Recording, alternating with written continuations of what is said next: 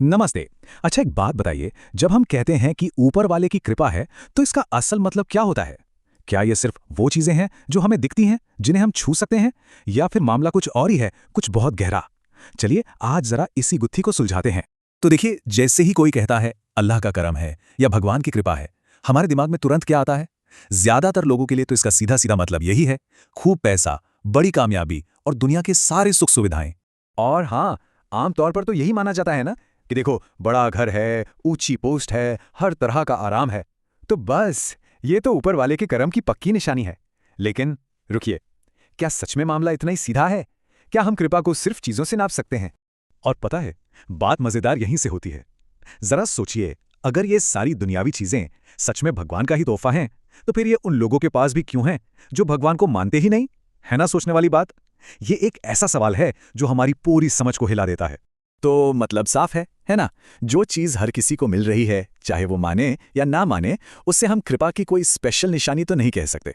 असल में ये चीजें तो बस किस्मत का खेल हैं और दुनिया चलाने के साधन। ये ईश्वर की असली कृपा नहीं है। तो ठीक है, अगर बंगला, गाड़ी, पैसा ये सब सच्ची कृपा नहीं है, तो फिर असली कृपा क्या है? सवाल तो यही है। चलिए अब पर्दा उठाते हैं इसकी असली परिभाषा से। तो देखिए, सच्ची कृपा असल में एक रोशनी की तरह है, एक ऐसी दिव्य रोशनी जो हमारे दिल के दरवाजे खोल देती है। ये कोई बाहर से मिलने वाली चीज नहीं है, बल्कि एक बदलाव है जो हमारे अंदर होता है। एक ऐसा गहरा अंदरूनी बदलाव जो हमारे सोचने और महसूस करने का पूरा तरीका ही बदल कर रख देता है। अच्छा, तो पता कैसे चलेगा कि ये अंदरूनी बदलाव हो भी रहा है या नहीं? इसके ना तीन बड़े साफ साफ संकेत हैं। पहला संकेत, जब आपके अंदर से लालच खत्म हो जाए। दूसरा, जब आप हर तरह के डर से बिल्कुल आजाद हो जाएं। और तीसरा, जब आपको अपने जमाने के सद्गुरु यानी सही राह दिखाने वाले की पहचान हो जाए।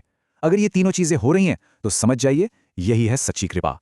और यही बात आप कह सकते हैं इस पूरी चर्चा का निचोड़ है कि सच्चाई की पहचान बाहर की चीजों में नहीं है, बल्कि वो तो दिल की याद में है, हृदय के सुमरन में है।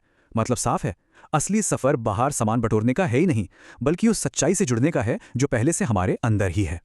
और हाँ, अगर कोई इस परम सत्य की खोज को और आगे ले जाना चाहता है, इस अंदरूनी सफर को गहराई से समझना चाहता है, तो उसके लिए ALRA टीवी से जुड़ने का रास्ता बताया गया है।